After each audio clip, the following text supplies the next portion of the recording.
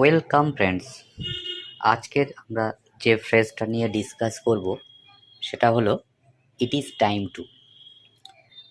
বাংলায় এর মানে হলো এখন কোনো কাজ করার উপযুক্ত সময় হয়েছে, অর্থাৎ এটাই হলো পারফেক্ট টাইম যেটা আমরা এই কাজটা করতে পারবো।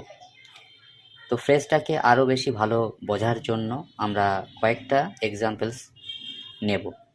প্রথমটা হলো it is time to wake up, এখন ওঠার সময়। Number 2, it is time to go to school, এখন স্কুলে যাওয়ার সময়।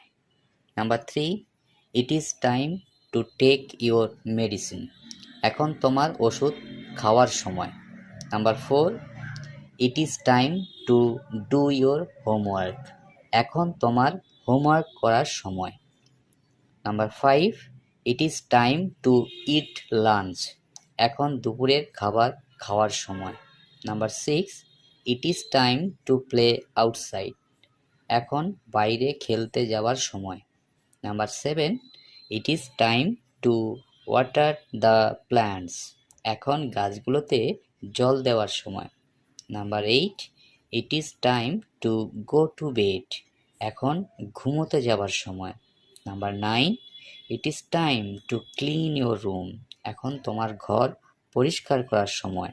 Number 10 and last, it is time to say good bye, এখন বিদায় জানানোর সময়। তো ফ্রেন্ডস, এই যে phrase it is time to, it is very much important to our daily life spoken English. So practice much and have a nice day. Thank you.